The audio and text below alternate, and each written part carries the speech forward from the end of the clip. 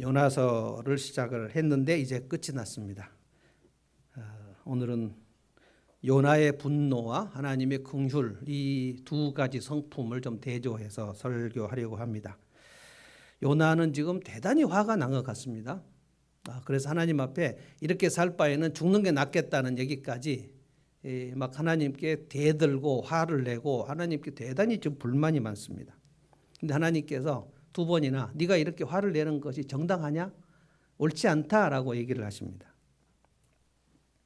요나를 달래고 설득하는데 요나는 선지자 중에서 이 정도로 인격이 미숙한 선지자는 유일합니다. 이제 참 선지자가 있고 거짓 선지자가 있으니까 거짓 선지자는 아예 우리가 하나님의 말씀을 받지 않았는데 자기 입으로 지어낸 선지자들이 대단히 많았습니다. 구약 이스라엘에는. 그래서 거짓 선지자들은 논외로 치더라도 요나는 하나님이 사랑하시고 쓰신 참 선지자에 해당이 되는데 이사야, 예레미야, 엘리야 뭐 이런 선지자들 쭉 보면 이 정도로 미숙한 선지자는 요나가 유일합니다. 그런데 요나 이제 초신자들 중에는 이제 요나서가 좀 배경이 뭔지 모르겠다, 좀 어려울 수도 있어서 조금 설명하면 솔로몬 이후에 남유다, 북이스라엘 이렇게 나라가 두 쪽으로 나눠졌는데 솔로몬 이후에 북이스라엘의 선지자입니다. 요나는. 그런데 북이스라엘 백성들은 그 처음부터 금송아지를 섬기고 하나님도 섬기고 금송아지도 섬기는 신앙이 우리로 말하면 거의 사이비 신앙 정도 되는 북이스라엘의 신앙입니다. 그리고 하나님 앞에 순종하지도 않았습니다. 우상 숭배를 정말 많이 했습니다. 그래서 유명한 아합 왕과 이세벨이 그 북이스라엘의 왕이고 하나님께서 북이스라엘을 대단히 못마땅하게 여기셨는데 그럼에도 불구하고 엘리야도 북이스라엘의 선지자고 엘리사도 북이스라엘의 선지자고 요나 하나님께서 유명한 선지자를 북이스라엘에 정말 많이 보내셨어요. 회개하지 않았습니다. 그래서 북이스라엘이 BC 8세기 초에 이 아수르 지금 여기 나오는 아수르의 수도가 니느웨인데 아수르에 의해서 완전히 멸망당해 버렸습니다. 아수르는 대단히 잔혹한 민족이었고 아수르라고 하면 우리 한반도로 말하면 우리가 가장 그 감정이 안 좋은 나라 일본이 우리를 식민지하고 지금도 그 사과하지 않고 있기 때문에 우리는 일본과 무슨 축구를 한다 그러면 막 그 살익을 다해서 하지 않습니까? 그것보다 훨씬 더 이 북이스라엘이 아수르를 미워합니다. 그래서 요나에게 하나님께서 이 아수르 니느웨에 가서 회개하라고 내 메시지를 전해라 그랬을 때에 요나는 정말 가고 싶지 않았어요. 1장, 2장, 3장 3장 보면 요나가 니느웨로 가라는 말씀에 정말 하기 싫어가지고 하나님께 불만이 정말 많아. 왜 니느웨로 가라고 하냐? 니느웨 백성들은 우리 민족이 정말 싫어하는 민족이고 실제로 요나 이후에 아수르가 굉장히 강성하게 돼서 북이스라엘을 통째로 잡아먹었어요. 근데 그 이전에도 대단히 많이 괴롭혔습니다. 아수르는 한 700년 이상 큰 나라였거든요. 근데 끊임없이 북이스라엘만 건드린 게 아니고 그 지방에 있는 그 지역에 있는 모든 나라들을 다 잔혹하게 말살하고 북이스라엘에 의해서 아수르에 의해서 북이스라엘이 멸망당할 때 그때가 이제 마지막 왕이 호세아인데 엄청나게 아주 잔혹하게 우리 뭐 광주 민주화 사건 그 정도는 비교가 안 될 만큼 여인의 배를 가르고 그냥 다 찢고 아주 문드러진 상태로 북이스라엘이 초토화됩니다. 그리고 북이스라엘에 있는 백성들을 저쪽 북쪽으로 가게 하고 저쪽 북쪽에 있는 민족들을 또 북이스라엘의 수도 사마리아에 살게 해가지고 그래서 예수님 당시에 사마리아 사람들이라 할 때 유대인들이 사마리아를 그렇게 천대했던 것이 종교적으로나 민족적으로 완전히 그냥 혼합돼 버리는 것이거든요. 이 아수르는 요나가 진짜 가기 싫었어요. 그래서 정말 가기 싫었는데 욥바라는 지역으로 가서 어떻게 할까 하고 있는데 마침 다시스로 가는 배가 있어서 그 배로 홀랑 타버립니다. 세 번역은 정확하게 다시스를 스페인이라고 얘기했어요. 스페인. 그러니까 니느웨는 북동쪽 끝이라면 스페인은 아니 남쪽, 하나님이 말씀하신 대로 정반대로 가버립니다. 그런데 이제 하나님께서 한번 택한 백성들을 쓰시려고 하면 그냥 놔두시는 법이 없어요. 하나님이 그 인생의 풍파를 만들게 하십니다. 그래서 다시스로 가는 배에 큰 풍랑을 만나게 했고, 그리고 큰 풍랑이 도대체 이것이 어디서부터 온 것인지 그 배에 탄 사람들이 모두 다 당황하고 뭐 배에 있는 물건을 내리고 뭐 그렇게 하다가 결국 제비를 뽑았는데, 이 풍랑이 요나로부터 온 것임이 제비를 뽑힌 거예요. 그래서 모든 사람 앞에서 내가 여호와의 선지자인데 내가 불순종해서 지금 이 풍랑이 와서 나를 바다에 던지는 것이 맞다. 그래서 선원들이 요나를 바다에 던져버립니다. 요나는 죽지 않아요. 하나님께서 큰 물고기를 준비해서 삼킵니다. 그리고 이제 2장 보면 물고기 뱃속에서 요나가 회개합니다. 하나님 살려주십시오. 한 번만 살려주시면 제가 니느웨로 가겠습니다. 거기까지는 얘기 안 했지만 하여간 살려주셔요. 하나님이 물고기를 요나를 토해내셨다. 그래서 이제 할 수 없이 니느웨로 가서 아마 그렇게 열심히 설교하려고는 안 했고, 하나님이 하라고 하니까 또 안 하면 또 이제 뭐 풍랑도 만들고 또 뭐 물고기 뱃속에 또 들어가기 싫으니까 선포를 했습니다. 하루를 다니면서, 그러니까 니느웨 성이 사흘 길을 다녀야 될 정도로 큰 성읍이었다. 그 당시로 보면. 그런데 하루를 다니면서 회개하지 않으면 하나님께서 이 성을 멸망시킨다고 하셨다. 너희가 겸비하고 회개하고 하나님께 돌아오라. 이들은 이방 민족들인데 그런데 요나가 설교를 하고 하루를 설교했는데 그 회개를 해야 된다는 얘기가 니느웨 백성들에게 무엇인가 감동이 돼가지고 왕부터 시작해서 신하들 백성들이 다 베옷을 입고 이스라엘 백성들이 회개할 때 하는 것처럼 회개를 한 거예요. 그게 나옵니다, 성경에. 그래서 하나님께서 이 니느웨 백성들의 회개를 보시고 하나님이 그 멸망하려고 했던 그 재앙을 멈추셨다 그랬어요. 여기까지가 이제 3장입니다. 그리고 오늘 4장 1절에 보면은 요나는 이 일이 매우 못마땅했다 그랬어요. 뭐가 못마땅했냐면 니느웨 백성들이 회개해가지고 하나님의 은혜를 입고 그 재앙이 멈춘 것에 대해서 대단히 못마땅했다는 거예요. 왜 니느웨가 하나님 은혜를 입었는가? 저렇게 나쁜 민족이, 악한 민족이 저 악인이 회개하고 하나님 앞에 돌아오는 것을 보면서 대단히 좀 못마땅해요. 화가 나요. 근데 하나님께서 이 요나가 화를 내는 것에 대해서 달래주시지 않습니다. 되게 좀 시큰둥하게 네가 화를 내는 것이 옳으냐? 정당하냐? 요나는 하나님이 부당하다고 생각하고 하나님은 요나가 부당하다고 생각해요. 오늘 그래서 요나의 분노를 우리가 한번 생각해 봅니다. 요나의 분노는 편협함에서 온 겁니다. 우리 민족은 하나님 은혜를 받아도 맞지만 니느웨 민족까지 하나님 은혜를 받는 것이 과연 합당한가? 저 악한 민족들은 하나님께서 그냥 멸망시켜야 맞는 것이 아닌가? 이런 거예요.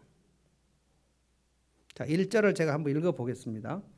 요나는 이 일이 매우 못마땅하여 화가 났다. 근데 오늘 4장을 쭉 보면 화가 났다는 얘기가 되게 많습니다. 예전 성경은 성냈다. 요나가 심히 성을 내요. 화가 막 나요. 마음이 굉장히 불편한 거예요. 니느웨가 회개하고 하나님의 은혜를 받고 실제로 역사적으로 이 회개한 왕의 이름은 아단-니랄이라는 왕인데 그렇게 유명하지 않습니다. 그때 좀 비교적 아수르가 그때 강하지 않았습니다. 그런데 이 아단-니랄이가 회개한 이후에 아시리아 왕들을 살펴보면 그 다음에가 디글랏빌레셀이라는 왕인데 이 디글랏빌레셀 때부터 아시리아가 굉장히 강성해집니다. 하나님이 강하게 키우세요. 그래서 그 강하게 세계 최강의 나라가 돼요. 그러니까 이 요나의 회개 선포를 듣고 그들이 하나님 앞에 회개하고 하나님의 은혜를 받고 나라가 부강해져 가지고 결국 이스라엘을 쳐들어와서 이스라엘이 멸망하거든요. 그 이후에도 북이스라엘을 멸망시킨 이후에 아시리아가 또 남유다까지 멸망시키려고 그 왕이 사네립이라는 왕입니다. 디글랏빌레셀 그다음에 살만에서 사르곤, 사네립 이렇게 오는데 아수르가 계속 강성해집니다. 그래서 사네립이 다시 유다 예루살렘을 쳐들어왔을 때 그때 그 왕이 유다 왕 히스기야 그리고 이사야 선지자 이때도 18만 5천 대군을 쳐들어와 가지고 예루살렘을 포위하고 얼마나 하나님을 모욕하고 막 그랬는지 몰라요. 자, 2절을 한번 우리 다 같이 한 목소리로 읽어보면 좋겠어요. 요나가 왜 이렇게 화가 났는지 다 같이 한번 읽어봅시다. 2절 한번 읽습니다. 시작. 그는 주님께 기도하며 아뢰었다. 주님, 내가 고국에 있을 때 이렇게 될 것이라고 이미 말씀드리지 않았습니까? 내가 서둘러 스페인으로 달아난 것도 바로 이것 때문입니다. 하나님은 은혜로우시며 자비로우시며 좀처럼 노하지 않으시며 사랑이 한없는 분이셔서 내리시려던 재앙마저 거두실 것임을 내가 알고 있었기 때문입니다. 그래서 내가 안 가려고 했는데 굳이 하나님이 가라고 하셔가지고 회개하라고 선포했더니 이들이 회개하고 은혜를 받았는데 이거를 앞뒤가 좀 안 맞아요. 하나님의 성품에 대해서 이의를 제기한 겁니다. 하나님은 은혜로우시고 자비로우시고 노하기를 더디하시며 하나님은 누군가에게 재앙을 내린다고 선포를 하셨다가도 그가 회개하면 재앙을 돌이키시는 분임을 내가 알았다는 거예요. 요나 선지자입니다. 하나님에 대해 지식이 충만히 있어요. 하나님의 성품에 대해서 이의를 제기해요. 이게 무슨 상황인가요? 하나님은 은혜로우신 분이어서 나도 하나님께서 내가 불순종했을 때 죽이지 아니하시고 물고기 뱃속 3일 동안 있다가 내가 회개하니까 거기서 토해내 주신 그렇게 크신 은혜의 하나님이시네요. 그러면 니느웨도 하나님이 크신 은혜로 저렇게 회개하니까 은혜를 주신 것이 맞네요. 이렇게 말해야 말이 맞는데 나는 은혜를 받는 게 마땅하지만 제대로 은혜를 받으면 안 된다는 거예요. 왜 하나님이 크신 은혜로 저들을 용서해 주셨냐는 거예요. 여러분, 하나님께서 제가 굉장히 여러 번 말씀드렸지만 어제까지 극악무도한 죄를 범했다 할지라도 하나님은 오늘 하나님 앞에 회개하면 그 극악무도한 죄로 인하여 하나님께서 내리실 벌을 오늘 회개하면 싹 잊어버리십니다. 그래서 예수님 오른편인가 왼편인가 모르지만 한쪽 강도 그 사람 그날쯤에 어떻게 됐습니까? 예수님이 약속했잖아요. 네가 오늘 밤에 나와 함께 낙원에 있을 것이다. 저쪽 한쪽 강도는 네가 하나님의 아들이면 우리를 함께 구원해봐라 막 예수님을 욕하니까 그 마지막 시간의 선택이 하나는 지옥 가는 거 하나는 천국 가는 거거든요. 그 강도 중에 한쪽이 그동안 어떻게 살았는가 하나님 묻지 않으세요. 그날 고백하는 것 때문에 하나님께서 용서를 해버리신 거예요. 이게 여리고의 세리 삭개오도 그렇게 하나님 앞에 죄를 많이 지었고 세리는 이스라엘 백성들이 볼 때 완전히 매국노입니다. 매국노. 늘 권력을 가지고 백성들을 탐하고 탐과 놀이입니다. 그런데도 예수님을 영접했을 때 예수님께서 삭개오의 집을 기꺼이 가시고 오늘 구원이 여기 이르렀다. 그날 이후 여리고는 삭개오의 집으로 해서 완전히 다 축제가 돼버리는 거거든요. 여리고 창녀 라합도 마찬가지고요. 그러니까 강도나 세리나 창녀나 이게 구약 성경에서 가장 무서운 그 죄인의 핵심입니다. 강도, 세리, 창녀. 그러니까 그날 하나님이 용서를 해버리세요. 여러분 이것을 알고 계셨나요? 그래서 우리가 인생에 어려움이 오면은 둘 중에 하나라 그랬죠. 내가 불순종했을 때 하나님 징계로 주는 어려움이 있고 불순종 안 했는데도 그냥 하나님이 우리를 믿음을 단련시키기 위해서 오는 훈육이 있습니다. 그래서 둘 다 어려움이 오면 덮어놓고 하나님께 엎드리면 되는 거예요. 엎드려서 내가 하나님께 뭘 불순종했나 헤아려 봐야 돼요. 대부분 멸망하는 사람은 이것을 하지 않습니다. 어려움이 올 때 하나님을 떠나버려요. 그럴 줄 몰랐다. 그러니까 내가 불순종해서 하나님이 징계를 하셨으면 그 불순종으로 인한 징계는 그 불순종을 회개하지 않으면 징계가 점점 심해집니다. 근데 내가 불순종하지 않았는데 하나님이 주시는 훈육이 있어요. 요셉 같은 경우, 다윗 같은 경우 아주 어려움을 줍니다. 그럴 때는 하나님께 믿음을 고백해. 하나님 도와주십시오. 도와주십시오. 이 시간을 넘어가도록 나를 견디게 해주십시오. 이렇게 하나님, 그러니까 훈육을 하시거나 징계를 하시거나 하나님께 가면 그 문제를 계속해서 그냥 하나님이 우리를 죽여버리라 하고 내버리시는 하나님이 아니란 말이에요. 하나님께 엎드리면 그때부터 하나님은 대단히 긍휼을 보이시는 거예요.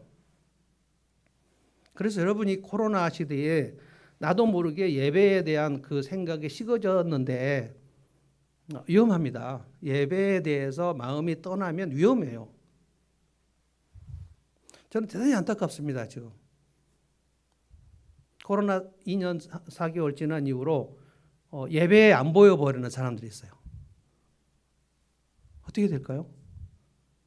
전 그래서 수요 예배를 여러분에게 강조하는 것이 우리 교회 예배는 2개밖에 없습니다. 주일 예배, 수요 예배. 근데 수요 예배를 드리는데 내가 너무 몸이 아프다. 그러면 온라인 드릴 수 있고 더 아프면 못 드릴 수도 있어요. 근데 내가 뭐 예배를 꼭 드려야 되나? 자, 이렇게 생각하고 있는 것은 위험합니다. 그러니까 각자 알아서 하십시오. 예배를 소홀히 하는 사람은 하나님이 하늘을 열어주시는 예가 없습니다. 내가 예배를 얼마나 소홀히 했는가를 생각을 해보셔야 돼요. 그래서 어떤 경우에 여러분의 인생이 막힐 수가 있습니다. 그걸 예배를 소홀히 한 결과로 오는데 그걸 못 깨닫는 경우도 있어요. 어떻게 하다가 일이 안 됐겠지. 그런 벽이 없습니다. 하나님은 우연히 우리에게 어려움을 주시거나 실수로 주시는 법이 없어요. 그래서 깨달아야 되는데 요나가 자기가 불순종해서 풍랑이 왔고 물고기 뱃속에 들어가서 죽을 뻔했지 않습니까? 얼마나 끈적거리고 우리가 그 생선 비린내를 생각해 보면 요나가 물고기 뱃속에서 사흘 동안 있으면서 정말 이것을 하나님 앞에 죄를 토할 정도로 고백을 하지 않으면 여기서 못 나간다는 생각이 있었을 거예요. 못 나가죠. 물고기가 삼켜버렸으면 죽는 겁니다. 근데 하나님께서 용서해 주신 거거든요. 그러니까 죄를 토한다 그래요. 토설한다 그래요. 내가 얼마나 영적으로 게을렀나 하는 것을 하나님 앞에 토해내는 것이 필요합니다. 저는 우리 모두가 다 그것이 필요하다고 생각합니다. 코로나 2년 기간 동안에 우리의 신앙이나 우리의 사랑이 그 따뜻함이 많이 식어지거든요. 그래서 이제 다시 회복을 해야 된다는 겁니다. 요나가 이 하나님의 성품을 알고 있었단 말이에요. 하나님은 은혜로우시고 긍휼이 많으시고 재앙이 임했다가도 그가 회개하면 그날 재앙을 거두신다는 것을 알았단 말이에요. 그런데 왜 이렇게 화가 나고 마음이 불편하고 못마땅하냐고요.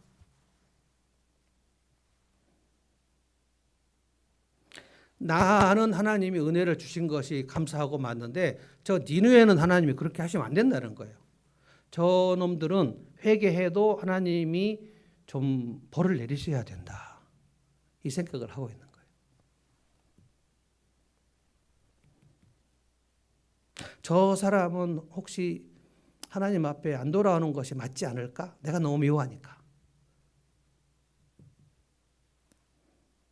그래서 내가 아직 용서가 안 된 사람은 그가 어느 날 갑자기 예수 믿을 때 마음이 좀 불편할 수가 있어요. 내가 용서를 하지 않았는데 나하고 이제 뭔가 문제가 있어요. 쟤는 되게 나쁜 놈이야 라고 생각했는데 그가 어느 날 갑자기 우리 교회를 등록해. 진짜 왜 우리 교회로 왔을까? 제가 이 말씀 준비하다가 굉장히 제가 흥미로운 생각이 났는데 저희 신학교 동기 중에 한 명이 저희 여기 이제 아시는 분들이 있습니다. 한 명이 미국에 이제서 목회를 하다가 무슨 일인가 한의학을 공부했어요. 미국 한의학을 공부했어요. 그래서 한의사가 됐습니다. 그런데 이제 그 미국은 남미나 이런데 그 단기 선교를 많이 가요, 크리스찬들이. 그래서 이 한의사가 돼가지고 자기 성도들하고 같이 이 남미, 뭐 파라과이, 우루과이 뭐 이런데 다니면서 다른 것도 이제 물품도 전달하지만 특별히 이제 한의학으로 침을 놔요. 근데 이 사람은 귀를 놓는 침, 이 침을 전공을 한 것 같아요. 굉장히 많이 놨대요. 그래서 아주 안 들리는 사람들, 귀머거리들이 이제 많이 고쳐진 겁니다. 저 만났을 때 그 얘기를 하더라고요. 배 목사 내가 그 귀침을 한의학을 배워가지고 귀침을 배웠는데 내가 많이 나았다. 근데 뭔 얘기를 했냐면은 배 목사 내가 최근에 지금 제가 그 얘기를 한 지가 지금 한 10년도 훨씬 넘은 얘기인데 미국에서 한 얘기예요. 커피숍에서 내가 최근에 누구를 고쳤는 줄 아냐? 누구를 고쳤냐? 그랬더니 필리핀에 가가지고 마르크스 부인 이멜다를 고쳤다는 거예요. 이멜다 아세요? 이멜다하고 이세벨하고 이순자 이 삼리가 아주 세상의 악녀거든요. 다 이씨예요, 이씨. 근데 마르코스는 필리핀의 독재자로서 필리핀이 쿠데타가 나가지고 마르코스가 이제 그 실권하고 그때 이제 이멜다인데 그래도 이제 그렇게 잘 살고 있었대요. 근데 이 사람이 이제 한의학이 너무 그 유명해져 가지고 필리핀의 텔레비에 이게 이제 소개가 된 거예요. 그 기적적으로 귀 먹을 애들이 낫는다고. 근데 어느 날 필리핀 궁에서 연락이 왔다는 거예요. 한번 궁전 들어올 수 없냐? 그랬더니 들어갔는데 이 친구가 그 반바지 입고 그냥 들어간 거예요. 그래가지고 거기 가니까 되게 삼엄하더라고. 근데 갔더니 이멜다가 나왔는데 굉장히 멋있더라는 거예요. 그때가 이멜다가 한 80 정도 나이가 됐을 때입니다. 근데 자기가 지금 귀가 안 들린다고 고칠 수 있냐? 그래가지고 귀침을 놨는데 나았다는 거예요. 그래서 배목사 내가 이멜다를 고쳤다. 근데 마음이 되게 불편한 거예요. 왜 이멜다를 고쳐줬어? 가만 놔둬버리지. 그 세기의 악녀를 그 귀를 뭐 때문에 고쳐줬나? 이 마음인 거예요. 이 마음.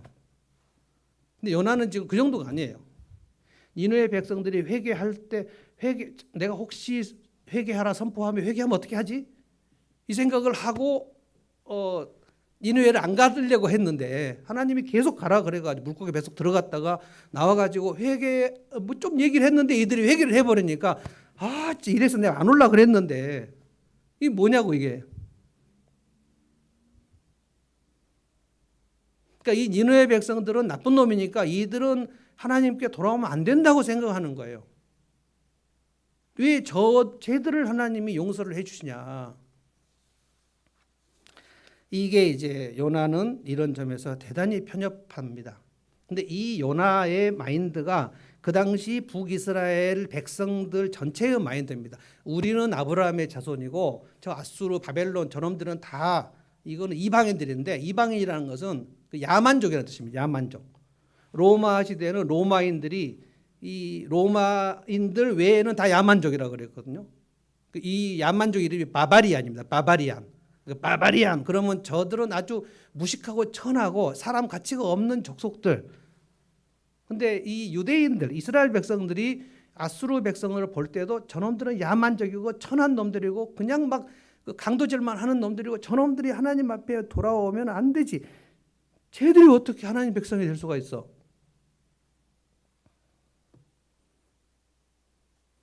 근데 이 생각을 우리는 하나님 앞에 의로운 자들인데 너희들은 아니야. 이 생각을 누가 했냐면 바리새인들이 한 거거든요. 바리새인들이 예수님이 3년 동안 그 공생의 기간 동안에 자꾸 세리와 창녀들과 함께 밥을 먹는 것을 보면서 바리새인 서기관 이들은 율법 교사들이고 랍비들인데 예수님도 랍비의 어떤 그 레벨이라고 생각했는데 저 예수라는 랍비는 왜 저렇게 비천하고 아주 악한 세리하고 창녀들하고 같이 밥을 먹는가? 쟤들은 하나님의 자녀들이 아니고 아웃인데 자꾸 예수라는 저 랍비는 왜 세리하고 창녀하고 같이 밥을 먹는 거예요. 그래서 대단히 못마땅하게 생각했습니다. 그래서 예수님이 바리새인을 진짜 싫어했어요. 우리는 의롭고 너희들은 죄인이라는 거예요. 그래서 예수님이 바리새인의 기도와 세리의 기도를 비유를 들어서 얘기했잖아요. 세리는 하나님 앞에 와가지고 눈을 들지도 못하고 하나님 저는 죄인입니다 라고 했고 바리새인은 저 세리하고 멀리 떨어져 갖고 고개를 쳐들고 하나님 저는 저 바리새인과 같지 않은 것 세리와 같지 않은 것을 감사합니다. 저는 금식도 많이 하고 구제도 많이 하고 너무 감사합니다. 그랬는데 하나님께서 이 세리 기도를 더 의롭게 받으셨고 바리새인 기도를 안 들으셨다. 이런 얘기가 바리새인들에게 막 한 겁니다. 그래서 바리새인들이 정말 열이 받는 거예요. 예수님께서 보다 못해서 하신 얘기가 누가복음 15장 얘기 탕자의 비유를 한 겁니다. 둘째 아들이 아버지 재산을 달라 그래가지고 호랑방탕하고 갔는데 아주 다 이제 굶어 죽게 돼가지고 돌아왔는데 아버지가 너무 반갑게 하면서 내 아들이 죽었다 살아났으니 송아지를 잡고 기뻐하자고 잔치를 벌였다는 거예요. 근데 첫째 아들이 들판에서 아버지한테 시킨 일을 하고 돌아오다가 동생이 돌아왔는데 아버지가 너무 기뻐하신다는 얘기를 듣고 대단히 못마땅하면서 그 잔치에 참여하기를 싫어하면서 아버지께 막 불만을 제기하면서 아버지는 내가 이렇게 열심히 일하고 있는데 양새끼 한 마리도 안 잡아주면서 저 자식이 돌아왔는데 지금 소를 잡고 참으로 기뻐하십니다. 대단히 못마땅했다. 이 탕자의 비유는 원래 탕자 둘째 아들 비유가 아니고 이 첫째 아들 이 세리와 창녀를 보고 예수님에게 가까이 와서 식탁 교제를 하는 것을 못마땅히 바리새인을 염두에 두고 한 얘기입니다. 여러분이 누가복음 15장 읽어보면 처음 서두가 뭐라고 됐냐면 예수님이 바리새인을 보시고 비유를 들어 말씀하시되 이렇게 얘기했어요.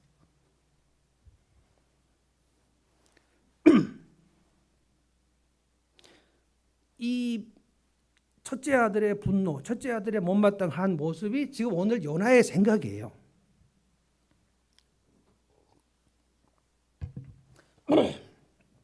4절 한번 보겠습니다. 4절에 하나님께서 그 요나의 분노를 안 받아주십니다. 4절 주님께서는 네가 화를 내는 것이 옳으냐? 라고 책망하셨다. 그랬어요. 영어성에 보면 네가 그렇게 화를 낼 권리가 있냐? 네가 자격이 있냐? 자격이 없죠. 요나도 불순종해가지고 죽어야 마땅한데 선지자가 돼가지고 니느웨로 가라는 걸 저 다시스로 멀리 가다가 죽을 것 같았는데 하나님께 용서해 주셨잖아요. 거기서 회개해가지고 용서해 주셨는데 나는 회개하고 용서를 받는 것이 마땅한데 저 니느웨는 회개해도 용서를 안 받아야 된다고 생각하는 그 분노가 맞냐는 거예요. 네가 화낼 자격이 있냐? 하나님 보실 때 요나와 니느웨는 똑같아요. 어쩌면 요나는 하나님의 말씀을 많이 알고 있으면서 불순종했고 니느웨 백성들은 하나님 말씀도 모르는데 요나가 전한 메시지만 듣고 회개를 한 거거든요. 일반 성도가 죄 짓는 것과 목사가 죄 짓는 것은 하나님 보실 때 목사의 죄를 더 무섭게 보십니다. 요나는 자기가 하나님의 은혜를 받은 일에 대해서 그것은 뭐 하나님은 그냥 성내기를 더디하시고 심판 회개하며 심판을 중단하시는 하나님 나는 맞아요. 근데 저놈들은 안 돼요. 무슨 근거입니까 그게? 이게 편협하다는 거예요. 우리가 하나님의 은혜를 오늘까지 많이 입고 삽니다. 우리 중에 어떤 사람도 한 번 예수 믿고 난 다음에 죄 안 짓고 오늘까지 온 사람이 아무도 없거든요. 그런데 죄 지을 때마다 하나님께서 무섭게 매를 때리셨다면 우리는 여기 올 수도 없어요. 우리가 죄 짓고 회개하지 않은 것도 하나님께서 넘기신 것도 참 많습니다. 그런데 우리가 예배 때마다 예수님의 피를 의지해서 예배를 드리면서 죄를 고백하고 우리의 허물을 고백하고 죄를 고백하고 그건 하나님 그때마다 내 독생자의 피로 인해서 너를 용서해 준다. 그냥 용서를 해 주시고 무조건 용서를 해 주십니다. 그래서 오늘 우리가 사는 겁니다. 베드로가 예수님께 한번 물어본 적이 있어요. 형제가 나한테 잘못하면 몇 번이나 용서하면 좋습니까? 그랬을 때 예수님이 베드로가 생각하지도 못한 얘기를 했어요. 70번씩 7번이라도 해야 된다. 이거는 449번으로 용서하면 된다는 얘기가 아닙니다. 그냥 계속 해야 된다는 거예요. 계속. 하나님 이미 우리에게 그렇게 하고 계십니다. 그런데 우리가 볼 때에 내가 저 사람이 진짜 마음에 안 드는 일을 했을 때 우리는 대단히 좀 심각하게 얘기를 하는 경우도 있고 안 하는 경우도 있지만 속으로 하는 경우도 속으로 생각하는 경우도 저 사람 진짜 안 되겠네. 어떻게 지금 말이 안 되는 짓을 하지? 저건 앞뒤가 안 맞는 건데. 누군가의 외식을 보거나 가식을 볼 때도 우리는 굉장히 날카롭거든요. 저 사람 이제 가식적이야. 자, 가식적인 사람과 가식적이지 않은 사람이 있는 겁니까? 자기 가식을 깨닫는 사람이 있고 깨닫지 못하는 사람이 있을 뿐입니다. 내 죄를 깨닫는 사람이 있고 내 죄를 못 깨닫는 사람이 있는 겁니다. 이 사람을 악인이라고 합니다. 내 죄를 깨닫지 않는 사람을 성경은 악인이라고 그래요. 죄는 다 똑같이 짓거든요. 하나님께서 요나에게 지금 물어보신 게 네가 그 니느웨의 회개와 내 용서, 나의 성품으로 그들을 용서해 준 것에 대해서 네가 화를 내는 것이 옳으냐 하는 거예요. 여러분 그래서 내가 언제 요나 같은가를 생각해 보셔야 돼요. 난 누구를 보면서 진짜 못마땅하다. 저 사람도 용서를 받네. 저 사람은 좀 하나님께 혼이 나야 될 것 같은데 내가 생각하는 만큼 혼이 안 나네. 하나님, 저 사람은 좀 혼이 나야 되는 거 아닙니까? 만약에 그렇게 논리를 한다면 우리는 이미 하나님께 혼나서 살아남을 수 없어야 맞는데, 내가 하나님께 은혜 받은 것은 그냥 따놓은 당상이고 저 사람이 하나님께 은혜 받는 것은 무엇인가 부당하게 생각되는 거란 말이에요. 내가 요나일 때가 언젠가를 생각해 보십시오. 나 같은 죄인 살리신 주 은혜 놀라와. 나 같은 죄인 살리시. 그게 어메이징 그랬어요. 근데 저놈 같은 죄인은 살려주시면 안 된다. 이 찬송이 됩니까? 나 같은 죄인 살리신 주 은혜 놀라와 저놈 같은 죄인은 용서해 주시는 것은 안 됩니다. 나 같은 죄인만 용서해 주시면 하나님이 참 사랑이 많으십니다. 근데 죄는 안 됩니다. 그 죄가 누군가를 생각해 보시라고요. 근데 요나하고 하나님과 대화가 계속 됩니다. 5절부터 11절까지 요나하고 하나님과 대화가 아주 불편한 대화가 계속 오갑니다. 근데 하나님은 대단히 넓으신 긍휼을 가지고 지금 얘기하는 거고, 요나는 대단히 편협하고 좁은 마음을 가지고 하나님 앞에 부당하다는 거예요. 니느웨를 용서해 주는 건 안 된다는 거예요.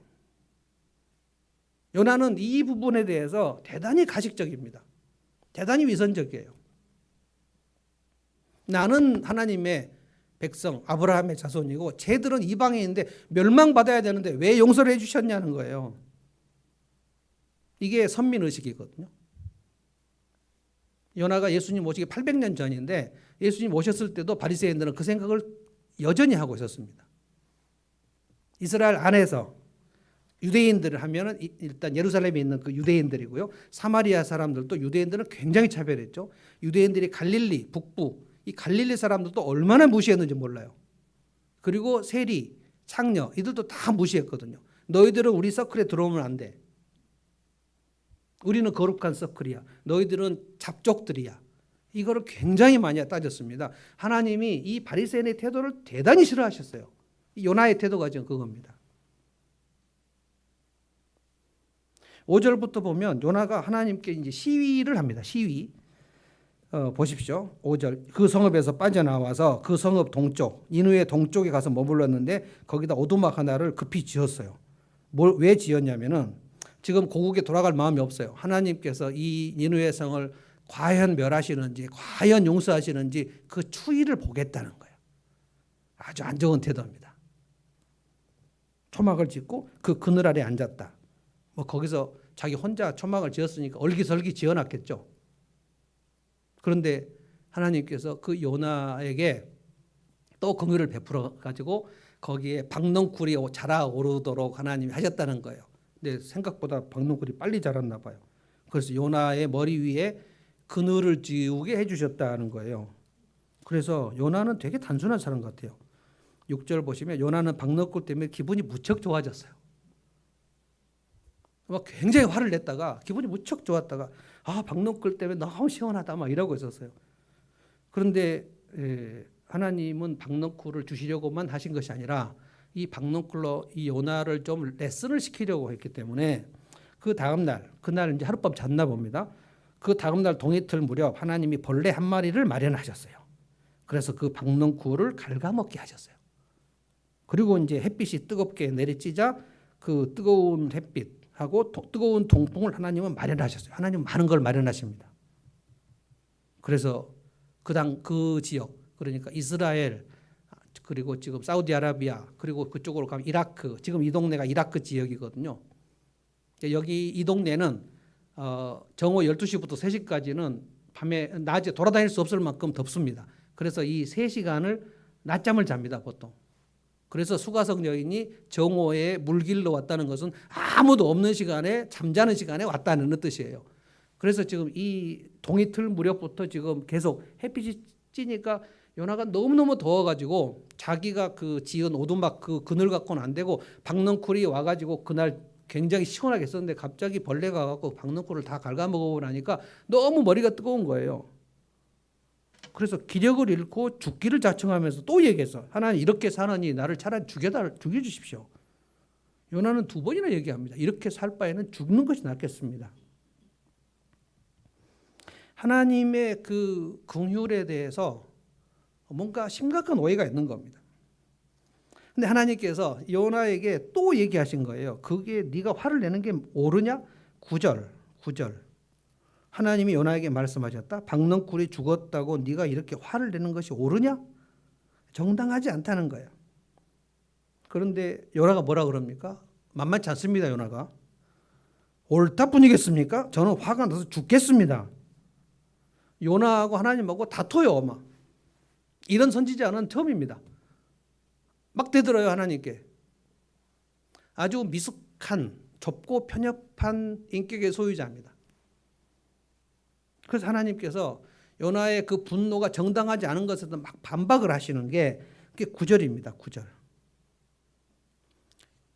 하나님 요나에게 말씀하셨다. 박넝쿨이 죽었다고 네가 이렇게 화를 내는 것이 옳으냐? 그러니까 내가 너한테 그냥 거저 만들어준 박넝쿨인데 그것이 사라졌다고 해서 이렇게 화를 내냐? 그러면서 하나님이 요나에게 당신의 인자와 자비와 긍휼에 대해서 당신의 넓으심에 대해서 설명을 하세요. 여러분 하나님께 있어서 이스라엘이나 니느웨나 똑같은 하나님의 작품입니다. 하나님이 이스라엘을 택하실 때 이미 얘기했어요. 내가 너희들을 택한 것은 너희가 잘나서가 아니다. 너희가 숫자가 많아서거나 너희가 특별히 유능해서가 아니다. 그냥 거저 내가 아브라함의 자손이 너희를 택했으니 너희는 절대로 마음을 높이지 말고 교만하지 말라.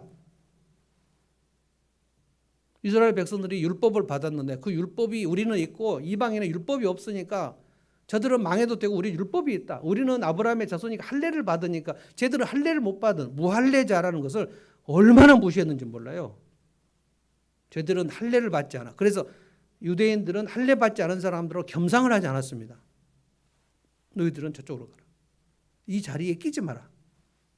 근데 하나님이 보실 때는 여러분 아브라함이 누구냐면은 노아의 세 아들 중에 그 자손이에요. 노아, 셈, 함, 야벳. 노아의 세 아들 중에 그 노아를 하나님이 택하실 때 하나님이 택한 백성입니다. 노아가. 근데 셈, 함, 야벳 중에서 셈의 자손 중에서 아브라함이 나온 겁니다. 그러니까 하나님께서 원래 얘들은 망할 놈들이고 얘들은 구원할 놈이고 그렇게 생각하신 게 아닙니다. 하나님은 이스라엘이 범죄했을 때 너희들은 내게 아수르나 바벨론하고 하나도 다를 게 없다라고 얘기했어요. 실제로 이스라엘과 유다, 예루살렘이 범죄를 했을 때 아수르나 니느웨, 바벨론 그 사람들이 죄를 범하는 것과 똑같은 범죄, 심지어 가나안 민족보다 더 심한 범죄를 저질렀다고 그랬어요. 내일부터 우리가 나훔을 생각하는데요. 나훔이 이제 니느웨를 하나님께서 멸하시는 요나 이후가 100년 이후가 나훔입니다. 그러니까 요나 이후에 하나님이 니느웨를 굉장히 강성하게 하셨는데 강성해지니까 이 아수르의 왕들이 하늘 높은지 모르고 하나님을 모욕합니다. 하나님을 모욕해요. 그럼 망하는 거거든요. 하나님을 멸시하거나 무시하거나 모욕하면 그 인생은 망합니다. 그런데 이 세상의 제국의 황제들은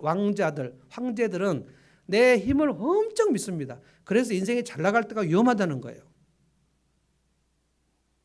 인생이 실패했을 때는 마음이 약해지니까 하나님을 찾을 가능성이 있습니다. 다 찾는 건 아니지만. 그러나 인생이 잘 나갈 때는 내가 이렇게 잘 나가는데 하나님을 의지할 만한 근거가 없는 거예요. 내가 이렇게 잘 나가는데 내가 왜 하나님을 의지하냐. 그게 교만해지는 겁니다. 그래서 인생이 잘 나가는 게 반드시 그 영혼에 유익한 것이 아니에요. 그래서 하나님께 오는 자들은 다 인생이 망해갖고 오는 겁니다. 그게 차라리 낫습니다. 그래서 하나님께서 요나에게 요나야 너가 생각할 때는 네의 백성들 이스라엘은 대단히 거룩한 민족처럼 보이고 니느웨는 대단히 잡다한 민족처럼 보이냐? 아니 나는 너희들이나 니느웨나 똑같이 내 백성이다. 나는 차별이 없다. 너희들 오해하지 마라. 너는 박넝쿨 네가 심지도 않은 거 키우지도 않은 거 하룻밤에 나왔다가 다시 사라지는 것 때문에 그렇게 아까워하냐? 박넝쿨 그렇게 서럽냐? 근데 나는 니느웨 백성들 12만 명이나 넘는 내 백성이다. 내가 이 니느웨 백성들을 아끼는 것이 너한테 그렇게 불만이냐? 보십시오. 10절 보십시오. 10절.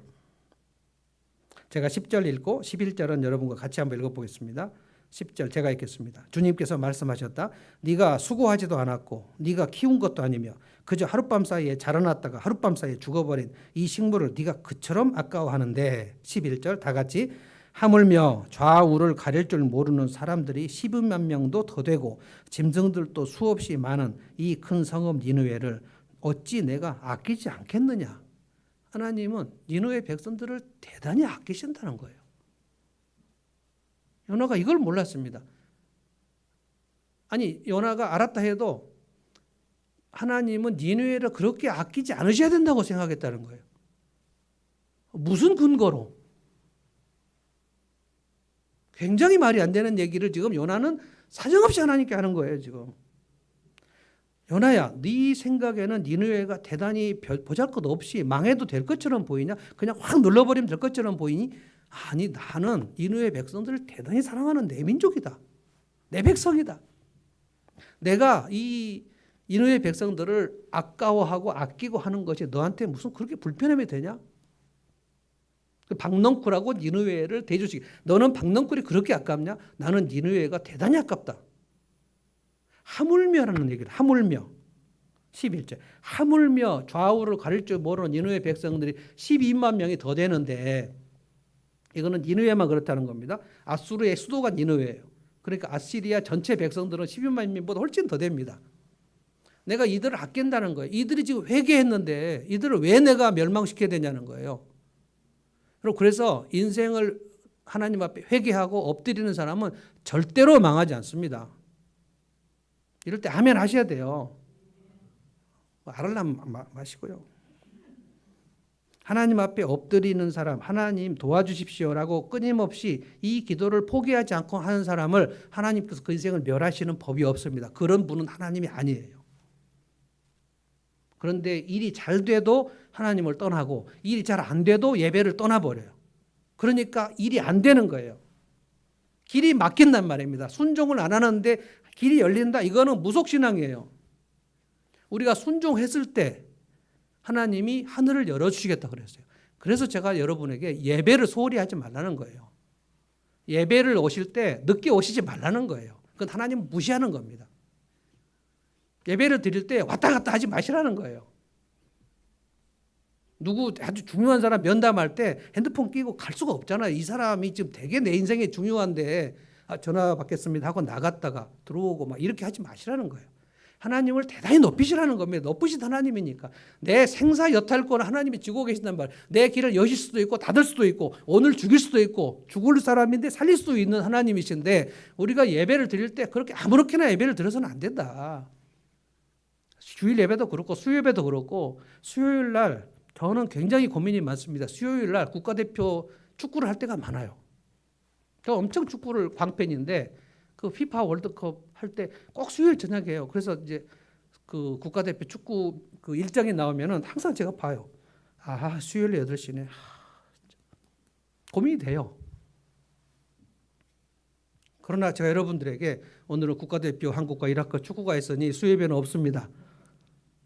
말이 됩니까 그게?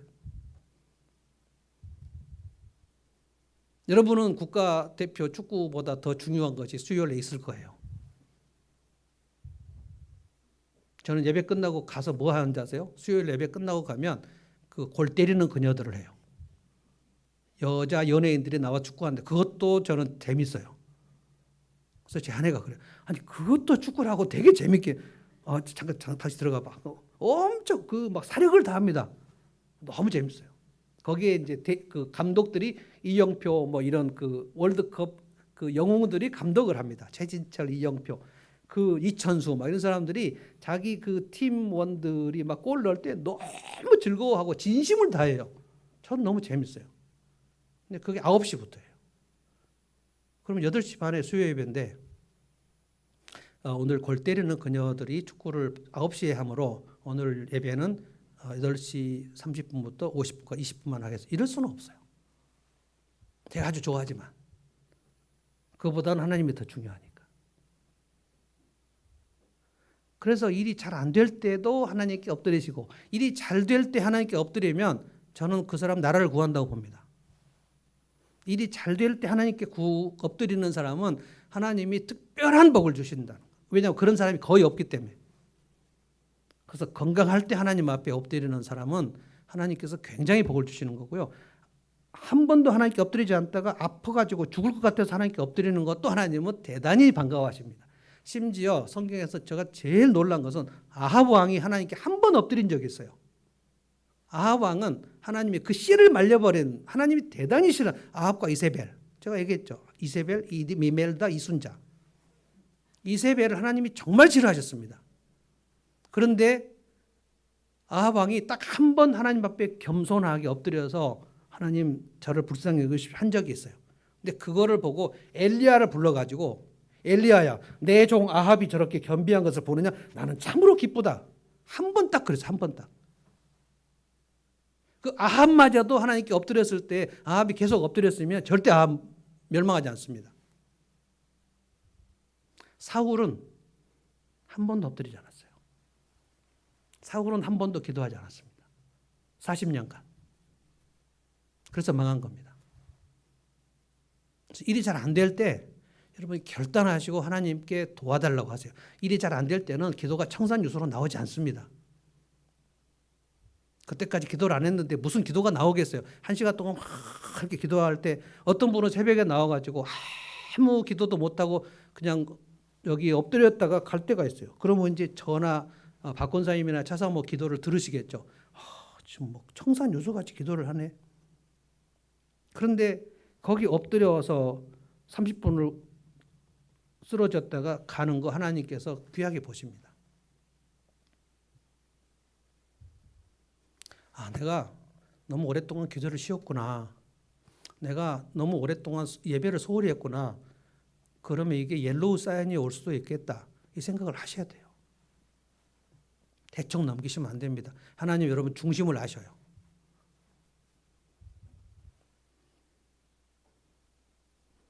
요나를 우리가 생각해 볼 때 대단히 편협하고 하나님의 긍휼을 대단히 자의적으로 해석해서 내가 은혜 받는 것은 진짜 감사하지만 제가 은혜 받으면 안 된다. 어쩌면 내가 요나 같을 때가 언젠가를 생각해 보셔야 돼요. 그리고 내게 있어서 니느웨는 어디일까? 누구일까? 어떤 사람은 자기 형제, 동생이나 자기 누나나 또는 자기 가족들, 남편이나 그 사람을 전도해서 자기 목장에 데려오거나 또는 우리 교회에 데려오는 것을 마음속으로 부담스럽게 생각하시는 분이 있다는 것을 알아요. 그러면 내가 불편하니까 그 사람은 예수 믿지 말아야 됩니까? 내가 아직 이 사람을 용서 안 했는데 이 사람이 이 교회에 오면 더 은혜 받으면 어떻게 되지? 이런 생각을 하고 있다면 하나님께서 그건 옳지 않다. 내가 너를 아꼈듯이 난 너를 아낀다. 요나야, 난 너를 진짜 아낀다. 그런데 너를 아낀 것처럼 나는 니네도 아낀다. 넌 내 마음 가져야 돼. 네가 볼 때는 저 사람이 되게 믿음이 없지. 믿음이 되게 없어서 저 사람은 좀 혼나야 될 것 같습니다. 아니야, 배 목사. 내가 걔를 대단히 아낀다. 너만 아끼는 줄 아냐? 너도 내가 아끼지 않았으면 살아남지 못했어. 내가 너에게 큰 긍휼을 베풀어서 네가 여기까지 온 줄 알아라. 근데 네가 무슨 근거로 제가 하나님의 긍휼을 받으면 안 된다고 생각하니? 요나가 이 11절의 말씀, 하나님 말씀에 반응이 없어요. 요나는 여기서 하나님에 대한 넓은 마음을 받지 않았습니다.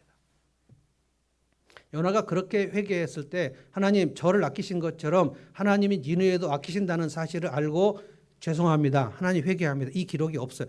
만약에 요나가 그렇게 회개했다면 거기까지 하고 요나가 끝나야 돼요. 요나서가.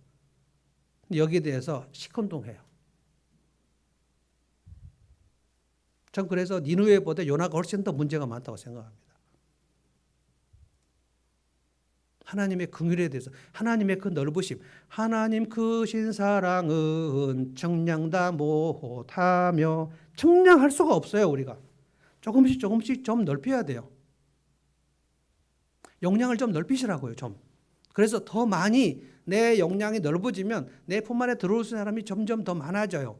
그러면 하나님이 그렇게 나를 그 넓은 품으로 나를 받으셨구나 라는 사실을 이제 점점 깨닫는 거예요. 내가 넓혀보면 하나님이 그렇게 나를 넓히셨구나를 깨달을 수 있어요. 그 크심을 배워야 돼요. 나는 언제 이렇게 편협한 적이 있었나 생각해 보시고요. 한 주 내내. 그리고 이것 가지고 기도하셔야 돼요. 주님, 저는 너무 편협합니다. 제가 요나입니다. 요나. 내가 이 사람 볼 때 이 사람들은 진짜 용납 못할 나쁜 놈이라고 생각했지 내가 그를 껴안을 그런 생각도 못하고 있었는데 주님, 제가 요나네요. 주님, 저에게 니느웨는 저 사람이네요. 이거 한 주 내내 생각하셔야 돼요. 오늘 하나님이 이 말씀을 여러분에게 주시는 겁니다. 아무개야, 네가 내 마음을 아냐? 내가 너를 얼마나 넓은 마음으로 품었는 줄 아냐? 내가 너를 아낀다. 그런데 너를 아끼듯이 그도 내가 아낀다. 자, 찬송하겠습니다.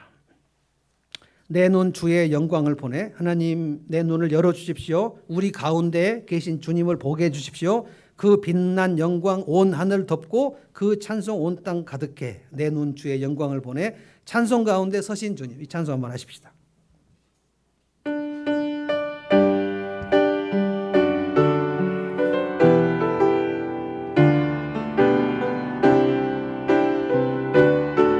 하나님의 영광을 생각하면서 찬송하겠습니다.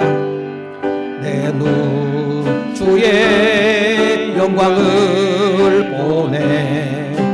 우리 가운데 계신 주님, 그 빛난 영광 온 하늘 덮고 그 찬송 온 땅 가득해. 내 눈 주의 영광을 보내. 찬송 가운데 서신 주님, 주님의 얼굴은 온 세상 향하네. 권능의 발을 드셨네. 주의 영광 이곳에 가득해. 우린 선의 주님과 함께 찬송하며 우리는 전진하리. 모든 영광 주 볼 때까지. 하늘 아버지 우리를 새롭게 하사 열방 중에서 주를 섬기게 하소서. 모든 나라 일어나 찬송 부르며 영광의 주님을 보게 하소서. 주의 영광 이곳에 가득해. 우린 선의 주님과 함께 찬양하며 우리는 전진하리. 모든 열방 주 볼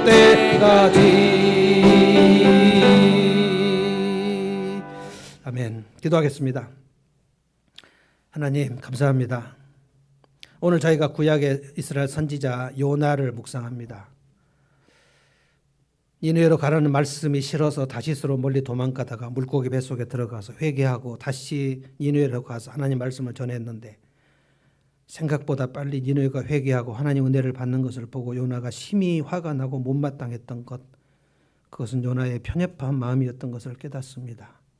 주님, 저희가 오늘 이 말씀 듣고 내가 언제 요나였던가를 생각해 봅니다. 주님, 저희들도 하나님 은혜를 받고 감사했지만 누군가 하나님이 저 사람 혼나야 된다고 생각하는데 계속해서 은혜를 주시는 것을 보면서 저희가 누구 때문에 못마땅해 했었던가를 생각해 봅니다. 주님, 박농쿨도 너무나 아꼈던 요나가 하나님이 니느웨를 아끼시는 것을 보면서 불만을 품었던 그 모습을 봅니다. 주님, 오늘 저희들에게 니느웨는 누구일까 생각해 봅니다. 주님, 내가 아직도 용납을 못할 사람들이 누굴까? 내가 저 사람 말이 안 되는 사람이라고 생각하는 사람은 누굴까 생각해 봅니다. 주님, 나를 아끼신 주님께서 그도 아끼시는 줄로 믿습니다. 주님, 저희들이 마음을 넓혀 하나님의 크신 긍휼을 생각하며 찬양하며 하늘을 두루마리 삼고 바다를 먹물로 삼아도 그 하나님의 사랑과 은혜를 다 기록할 수 없은 것처럼 그 엄청난 사랑이 내게 쏟아진 걸 생각하며 내게 주신 그 하나님의 사랑을 누군가에게 쏟아낼 수 있기를 원합니다. 주님, 저희들이 마음을 오늘 넓히고 그래서 우리의 편협한 마음을 버리고 주님의 그 넓으신 마음을 가지고 한 주 내내 살아보기를 원합니다. 특별히 부부 생활하면서 그리고 형제자매 내 사랑하는 가족들 중에서 내가 마음을 넓혀서 그를 껴안아줘야 될 사람이 누굴까를 생각해 봅니다. 주님, 저희를 불쌍히 여겨주시고 저희들에게 더 은혜를 주셔서 내게 준 은혜를 전하고 내게 주신 긍휼을 누군가에게 쏟아붓는 놀라운 긍휼의 역사가 은혜의 역사가 있게 하여 주시옵소서. 감사드립니다. 예수님의 이름으로 기도하옵나이다. 아멘. 이제는 우리 주